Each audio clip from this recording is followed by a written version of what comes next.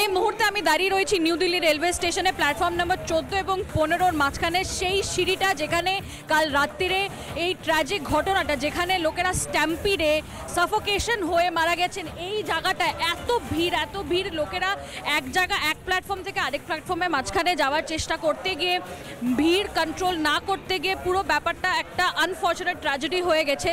এবং এই মুহূর্তে আমি দেখাতে পারবো আমাদের দর্শকদের যে এটা হলো গিয়ে প্ল্যাটফর্ম নম্বর 15।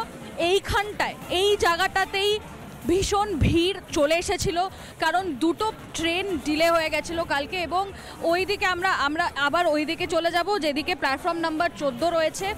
প্ল্যাটফর্ম নাম্বার 14-এ কিন্তু কালকে প্রয়াগরাজ এক্সপ্রেস এসে দাঁড়িয়েছিল। এই প্ল্যাটফর্ম নাম্বার 14 এখানে কালকে প্রয়াগরাজ এক্সপ্রেস এসে দাঁড়িয়েছিল, যেখানে লোকেরা আমরা ভিজুয়ালের থ্রু দেখতে পেয়েছি যে কিভাবে তারা ভেতরে ঢোকার চেষ্টা করছিল, কারণ দুটো ট্রেন, তার সাথে সাথে দুটো ট্রেনের ডিলে এবং ক্যান্সেলেশনের নিউজ চলে এসেছিল।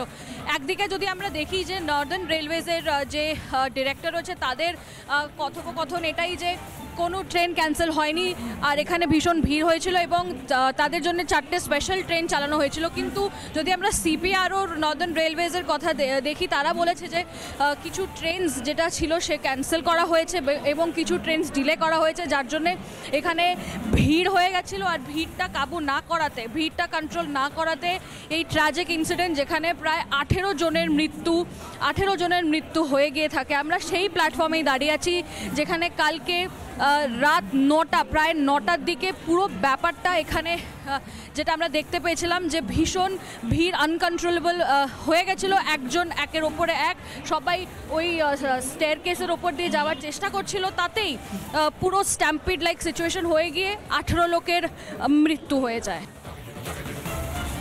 আমরা শুনছিলাম আমাদের প্রতিনিধি যেখান থেকে এই দুর্ঘটনা ঘটেছে সেই প্ল্যাটফর্ম থেকেই আমাদের প্রতিনিধি রিয়াঙ্কা সেই প্রতিবেদন তুলে ধরলেন, এবং যে ছবিগুলো এখনো পর্যন্ত আমাদের ভাবাচ্ছে যে কি করে এই পরিস্থিতি তৈরি হলো। এত মানুষ, যেখানে প্রত্যেক দিন আমরা জানি যে প্রয়াগরাজে মহাকুম্ভে যাওয়ার জন্য রেলের তরফ থেকে নতুন এক্সট্রা বা বাড়তি ট্রেনের কথা ঘোষণা করা হয়েছে। কুম্ভের কথা মাথায় রেখেই সেখানে কেন এই বিশাল পরিমাণ জনতা সামাল দেওয়ার জন্য যথেষ্ট প্রশাসনিক ব্যবস্থাপনা নেই, এই নিয়েই প্রশ্ন উঠছে। এবং প্রশ্ন করছেন যেখানে সাধারণ মানুষ থেকে শুরু করে যারা রাজনীতির লোকজন, তারাও এই নিয়ে প্রশ্ন তুলছেন।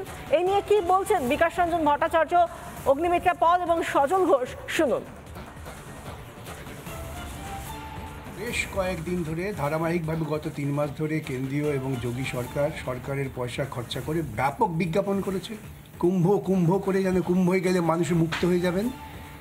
মানুষকে প্ররোচিত করেছেন, উত্তেজিত করেছেন ধর্মের সুরসুরি দিয়ে, কিন্তু সেই মানুষের নিরাপত্তার জন্য কোনো ব্যবস্থা করেননি। কুম্ভে এতজন মানুষ মারা গিয়েছেন, এর জন্য কেন যোগী মোদির বিরুদ্ধে ক্রিমিনাল নেগলিজেন্সের মামলা করা হবে না? কেন সুমোটো সুপ্রিম কোর্ট করবেন না? 1, 2 রেলমন্ত্রী দিল্লিতে তিনি বসে আছেন ঠান্ডা ঘরে, রেল পরিষেবার জন্য যার প্রাথমিক দায়িত্ব তিনি তো ব্যর্থ হচ্ছেন। প্রতিদিনই প্রায় রেলে অ্যাক্সিডেন্ট হচ্ছে, আর এখন বলছেন এত যাত্রী আসবে টের পাইনি, দিল্লির বুকে এতজন মানুষ মরে গেলেন, এখন ওরা বলছেন আমি জানতাম না। নির্লজ্জ, পদত্যাগ করা উচিত ছিল, যে আমি নৈতিক দায় নিয়ে পদত্যাগ করলাম। শুধু খালি ধম্ম করবে আর মানুষের সর্বনাশ করবে। অবশ্যই রেলওয়ে পুলিশ ফোর্সের অনেক বেশি সচেতন হওয়া উচিত ছিল, যেখানে আমরা দেখতে পাচ্ছি যে বারবার উত্তরপ্রদেশে এই ধরনের কাণ্ড হয়েছে কদিন আগেই, এবং যেভাবে সারা ভারতবর্ষ না সারা পৃথিবীর হিন্দুরা প্রয়াগরাজে যাচ্ছেন কুম্ভতে স্নান করতে, সেখানে আমার মনে হয় সচেতন হওয়া উচিত ছিল। কিন্তু সিসিটিভি ক্যামেরা আছে, সেখানে দেখা হোক। আমার দৃঢ় বিশ্বাস যেখানে মোদী সরকার আছে সেখানে যে যদি কোনো ষড়যন্ত্র থাকে কেউ পার পাবে না, নিশ্চিন্ত থাকুন, কেউ পার পাবে না। দুর্ভাগ্যজনক, নিশ্চয়ই রেলের কোথাও না কোথাও ব্যর্থতা আছে, কিন্তু আমি যদি গাড়ির সামনে গিয়ে সিগন্যাল না থাকা সত্ত্বেও, বৈধ না থাকা সত্ত্বেও, অনুমতি না থাকা সত্ত্বেও আমি যদি রেল লাইনের মাঝখানে দাঁড়িয়ে পড়ি, তখন দুর্ঘটনা ঘটতেও পারে। অত্যাধিক চাপের ফলে হচ্ছে, আর এই চাপকে প্রেডিক্ট করার ক্ষমতা আপনার আমার কারণ নেই। কারণ আমরা প্রতিদিন দেখছি টিকিট যত তার থেকে 3 গুণ মানুষ প্যাসেঞ্জার হিসেবে গাড়িতে উঠে পড়ছেন। সেক্ষেত্রে সত্যিই প্রশাসন খানিকটা অসহায়।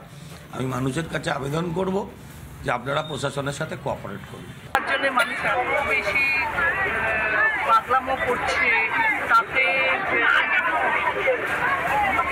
সরকার সেন্ট্রাল গভর্নমেন্ট থেকে ওরা উৎসাহিত করছে আসুন আসুন বলে, তার সঠিক ব্যবস্থাও হওয়া দরকার। আমি দেখলাম স্টেশনের যে অবস্থা, ট্রেনের প্লেট এবং ট্রেনে যেভাবে মানুষ উঠছে, সেটা এতদিনে এর থেকেও বড় ঘটনা ঘটতে পারে।